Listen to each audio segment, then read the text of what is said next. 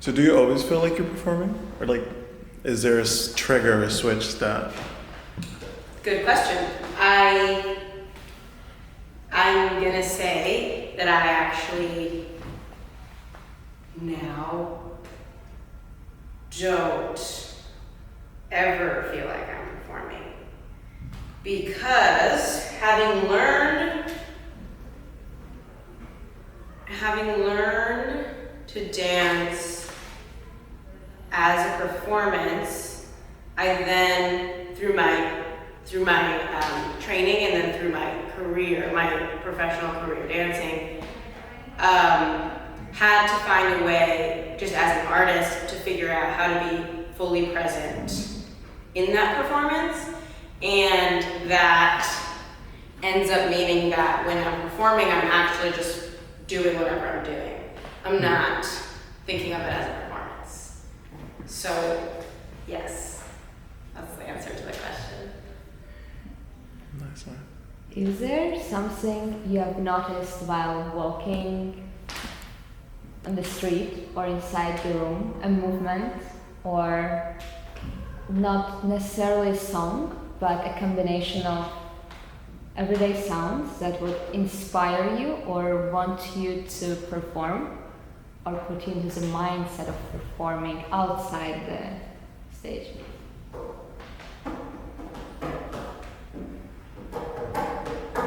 I think everyday sounds can be a big inspiration.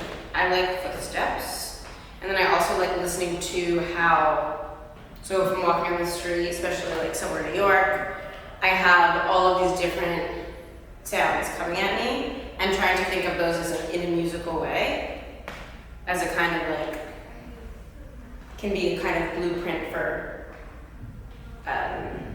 performing or for movement. And I think that walking on the street, if I'm answering your question or not, walking on the street,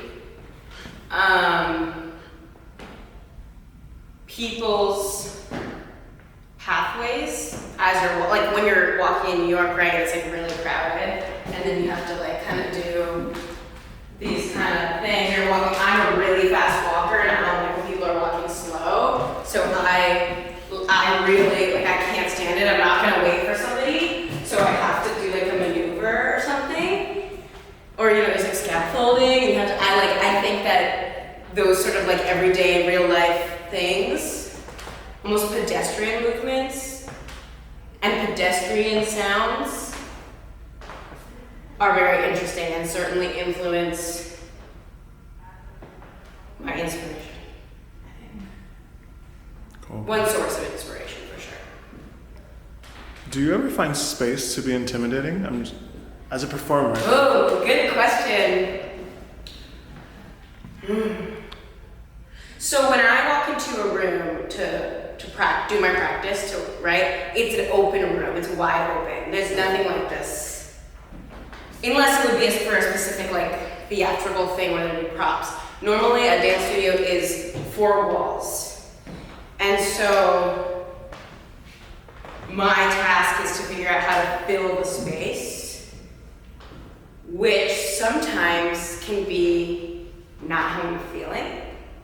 If I'm feeling small, like right now I'm feeling big. I feel like I could find all the pathways in this room, right? But if I'm in an open space and I'm not feeling particularly big, then how do I create movement, find movement that still makes sense in the room without going to every single corner? So I don't know if it's being intimidated by the space, more as the challenge of like how to use the space in other ways than just fill it up. Which can be, like as an artist, it can be like maybe frustrating. Say if I'm improvising, the space can turn into like an enemy. It's like a thing that I have to conquer. but maybe not intimidating.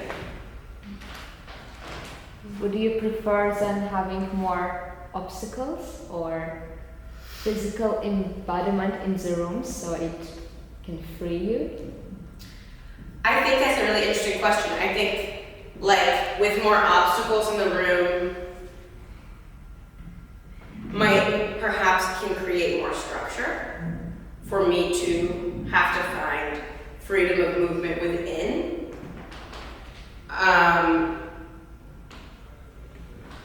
Kind of guides my movement more, but then it's also having to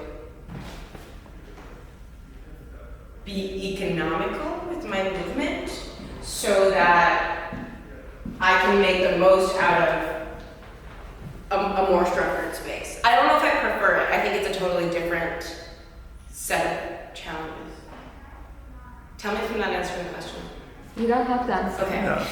Your answer is perfect as is. So would you say that it becomes easier when you're more familiar with the space? That you're more like aware and knowledgeable of how your body fits? No, I think it's easier or it's like more productive for me if I don't know the space and I'm familiar with it, because then I look at it with like more of a beginner's mind. Like I don't, because you can know a space. Like I've been in this room before, but I've never explored it in all the ways that like I can. I could like go sit in that corner and I've never go navigate over, over here and not really paid attention to what it feels like. And so if I've been in a space and I think I know it, then maybe I'm a little bit overconfident in how well I know the space. And I think that can be limiting. I think a new space, I have like a kind of like a kid in a candy store sort of perspective, where then I'm actually looking at the space for what it is, not just conflating the space with my memories of being in the space, I think. An additional question. So when in certain spaces, do you find yourself gravitating towards like a center, towards something that feels stage-like?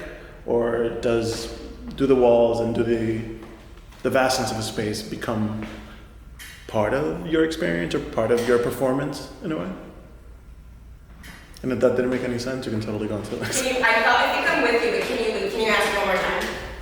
So it's like, do you find yourself gravitating towards the center of a space, or do you find like all of the spaces like part of your performance or part of your composition? Yeah.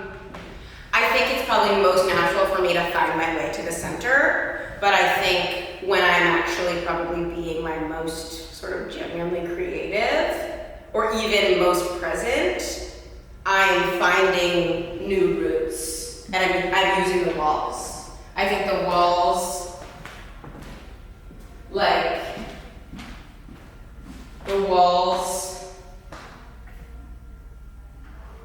give a whole extra depth and dimension to the space.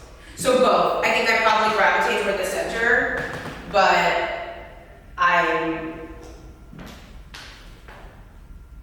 think that's a habit, not like an intentional thing.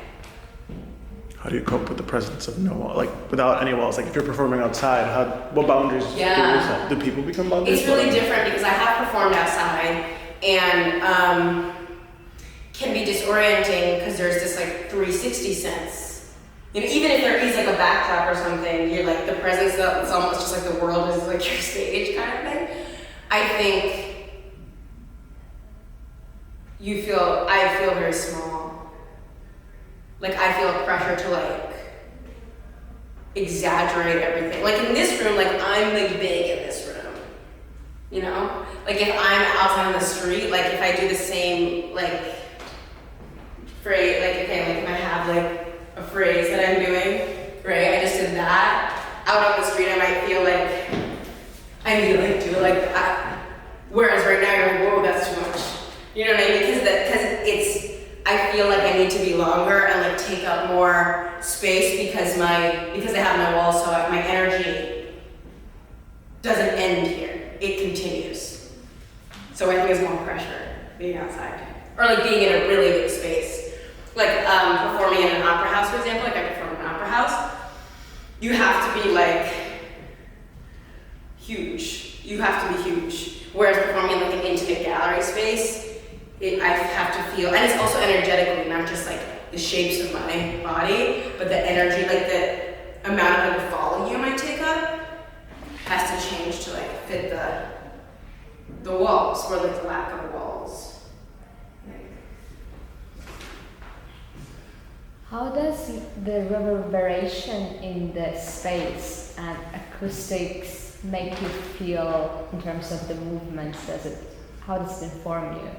Yeah, I think that's a really good question. I think, especially the floor, totally changes the way that I feel.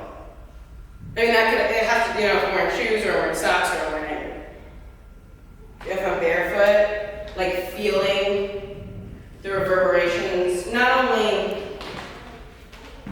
like physically, but I think also the sound and the bounce, like how hard or soft it is, that has a really big effect on how I feel.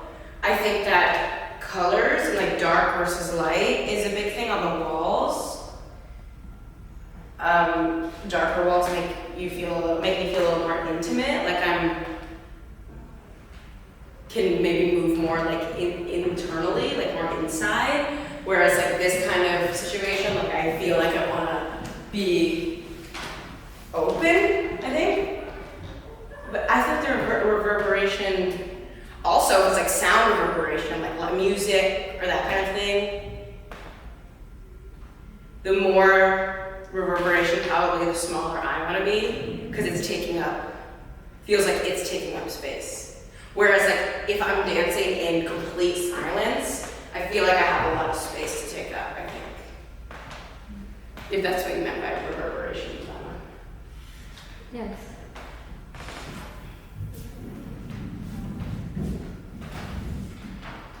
Does dancing always make you happy, or just performing? Does it always make me happy? Does it always have an always? Is there something that comes up? Oh, yeah, definitely. I mean, I think that I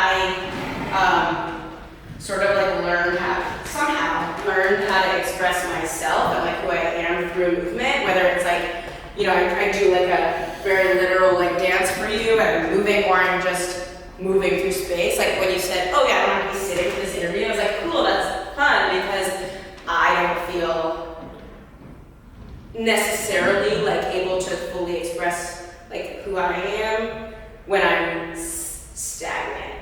So I think like movement in general usually makes me happy. And sometimes dancing, which is like a more structured thing in terms of just movement, makes me happy or makes me frustrated if I take it too seriously, because it's been my job, it's been my life, it's been everything like that. So when I take away the job part of it, or if I take away like expectations and I just move freely, there's like almost always some joy in it, I think. And I think in terms of space, I thought about this recently, just a side note. I always, 100% of the time, find myself dancing in big department stores, like Home Depot, or like, those massive places, and they have a concrete floor, and they have huge ceilings, and there are all these aisles. But for some reason, my husband thinks he's kind of embarrassed by me actually when we go. But like, I just feel like this, like, it might be because of the structure of the aisles, but then the really high ceiling. It's like this combination of, kind of like I was saying before, having these like obstacles, but then like this like world of space that I don't think I've gone into one of those. I've actually been in Home Depots a lot recently because we're working on a construction project.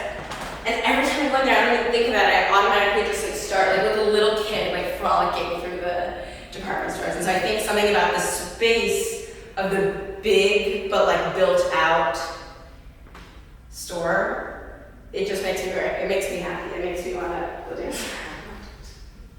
Do you think it also can be because people pay less attention to you in the department stores, whereas To me? Yes, whereas Sure.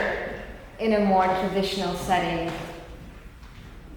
attention. Right, you're the focus. Yeah, so totally. There's like a certain anonymity to it, right? Or like, it's like that idea that's like not a performance, that I'm just there and like able to move through the space. And that's like what I was saying before is like, in order to feel like I can like really be free, like creatively and just physically as I developed in my like career, my practice, I had to find that feeling in the actual performance. You know, like I'm on a big stage, I'm in a costume, like how do I find that feeling of like being in a department store?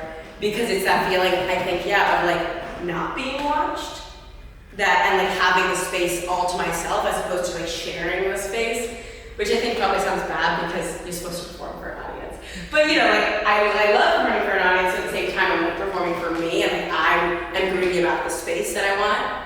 So I think definitely like something about like an anonymity, and then also maybe like a little bit of a selfishness of like, this is my whole aisle, like nobody else coming into this aisle, something like that. I don't know. So it does liberate you in terms of Yeah. space, Totally. or the function, I guess, of space, where people's attention is more towards choosing something rather than paying attention. Right. And so yeah, exactly. And so people are looking at the space. Yeah, it's like I'm discovering, like that idea of like, yes, it's like, it's kind of mine to discover because people are maybe looking elsewhere. Whereas like if I'm on a stage, everybody can see all of this space and I have to fit into like how people are already paid attention to it. Something like that, I think. It's interesting you were talking about dark and light walls, which is more like, I guess, the contrast, but are there any colors that remind you of a gesture of movement? When you see the color, you want to do a certain... Yeah. Well, I think blue, for me, has kind of like a soft, kind of like fluid, maybe not soft, but yeah, like a fluid quality that's sort of like momentum based. So like I almost don't feel like I have to like, if I'm dancing, I don't feel like I have to muscle my way through so much if it's like, there's a lot of blue around, maybe, or if I'm thinking of blue, whereas something like red is going to be more sharp. Like I might think of more like sharp movements that do require more muscling, more like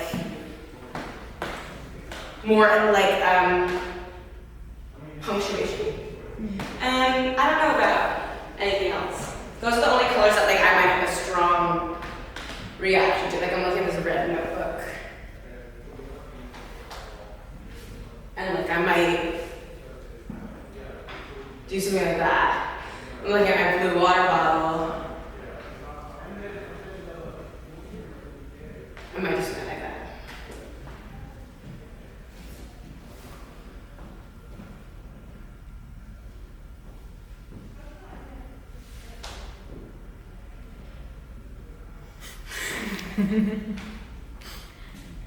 Is there something else that you find in space triggering your reaction or make you want to react?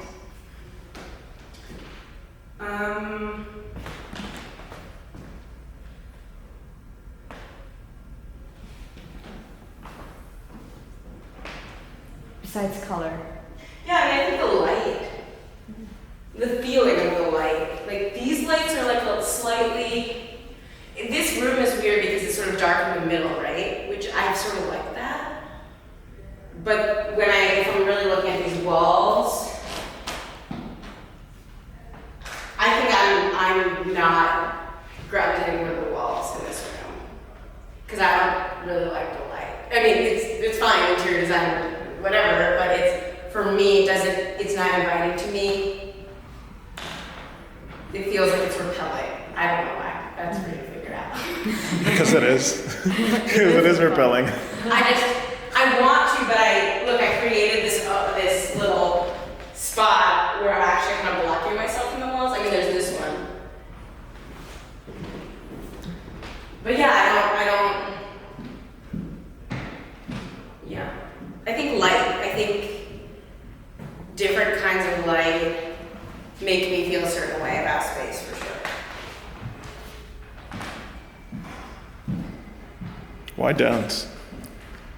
Like, what did you say? Why dance? Why dance?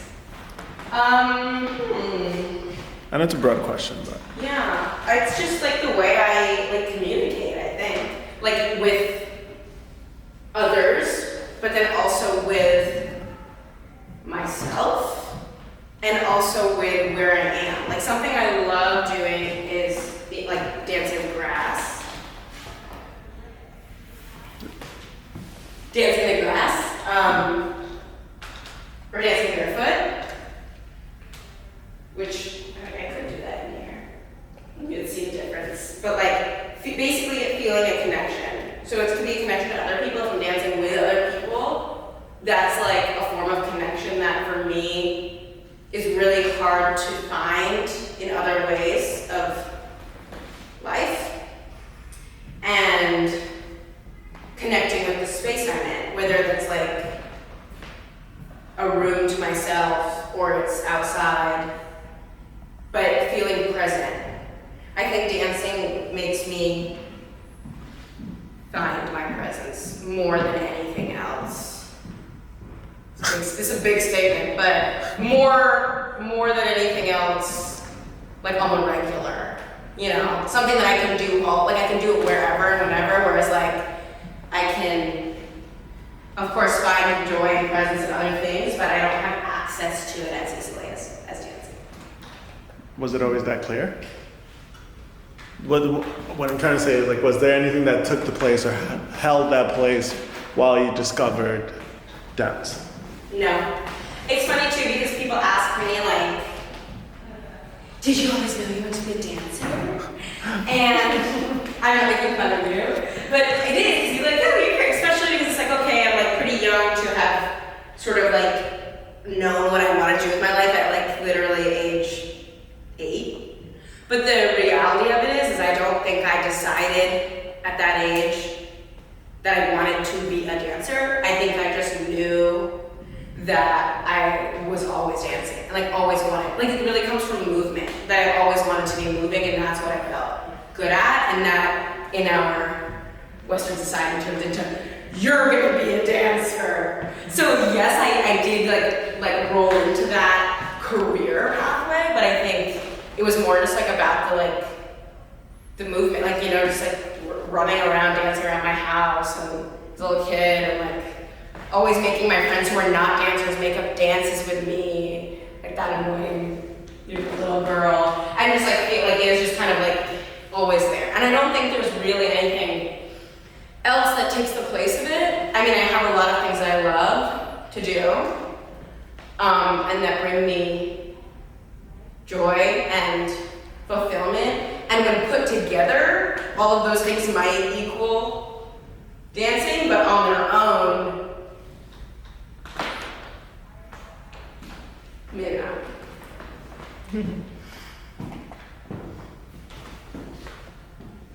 Do you think this is more constraining than before? The lighting, I mean. Than it was just now? Yes. Yeah, it was way better when it was darker. I was feeling much more,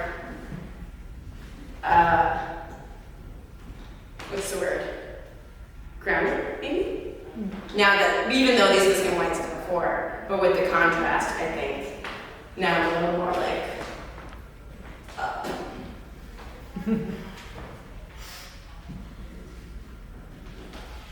Is there a childhood song you remember that made you want to perform?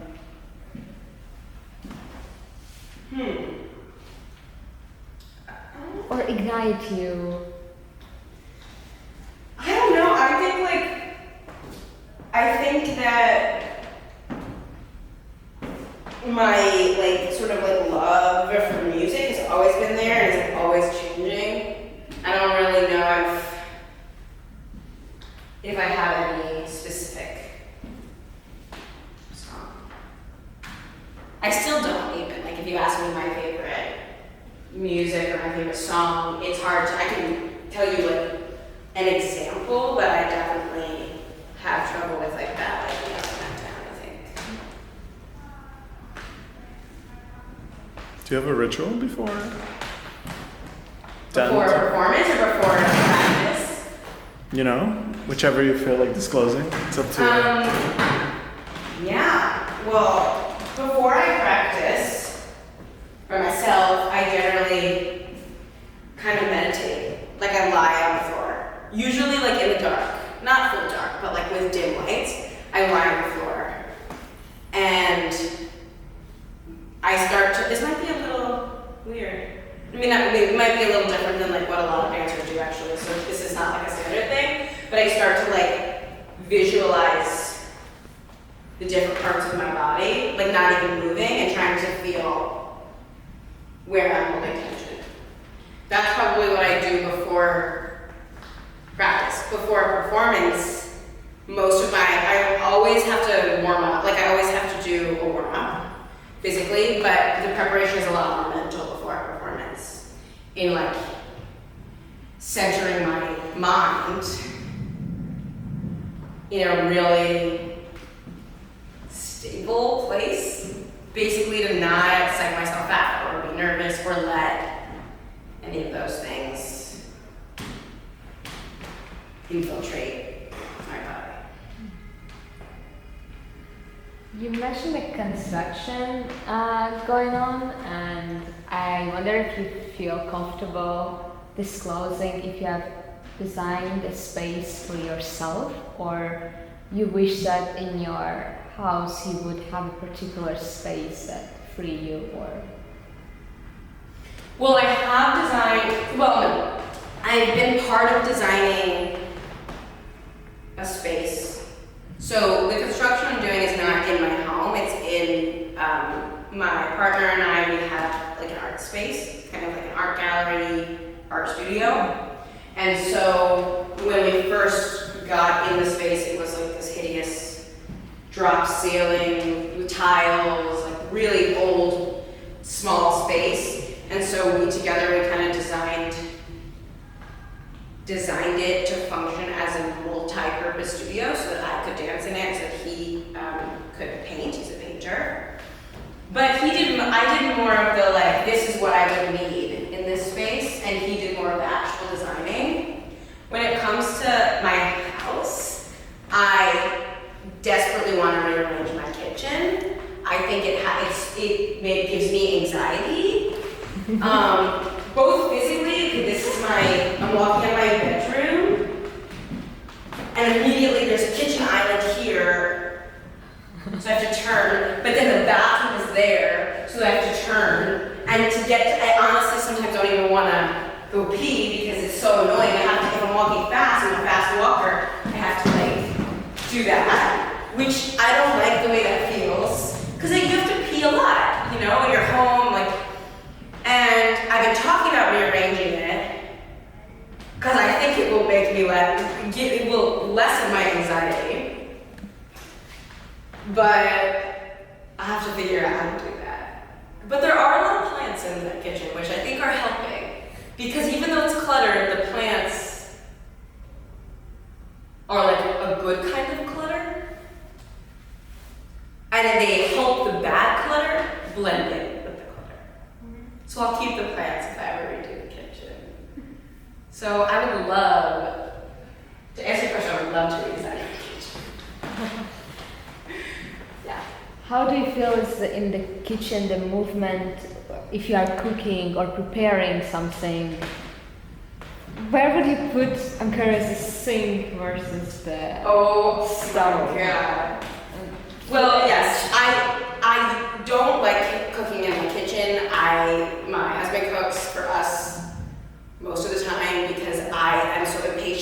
because of all of the like choreography I have to do to get to the different counter spaces that are available. I personally, I think it's nice. The island is nice because you can do this, right? You can turn around. But I would want it to be small so that you then have like open space so that you can walk across the room. I don't want to have to walk around the room to get from point A to point B. I don't have to do that. So I think I would design some kind of, this is a stove. I think I would like something like here. Like one of those L-shaped things. So that I do have this like surface here, but then if I'm trying to go somewhere else, it's open and free. I would love that, and then I can also dance in the kitchen because I love dancing. It's this weird thing where it's so not conducive to, you guys figure this one out, I don't know. So not conducive to cooking. I hate cooking. I hate going through it to go to the bathroom. But I come up with some of my best choreography in the kitchen.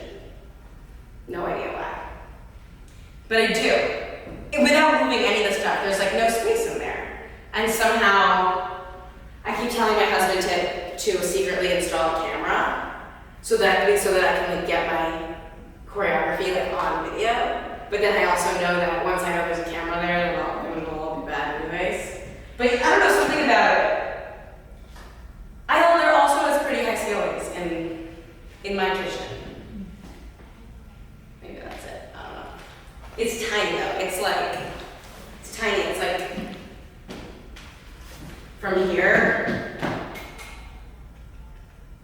to maybe here, it's really small.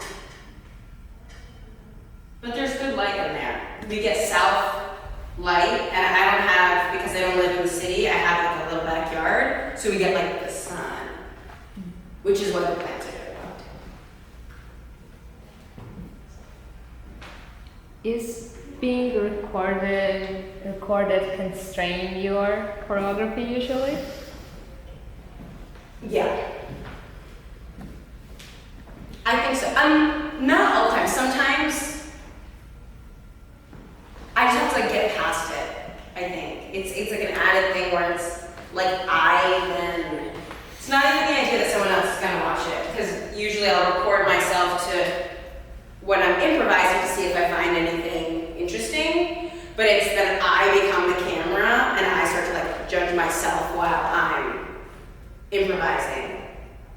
So if I can get past that, like extra layer of self-judgment, then it's fine.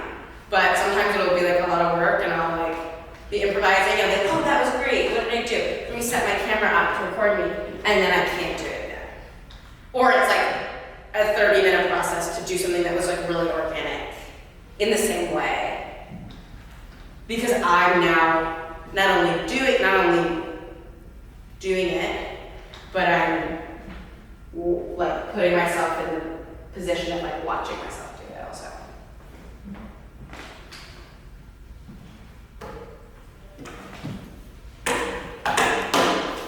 Thank you.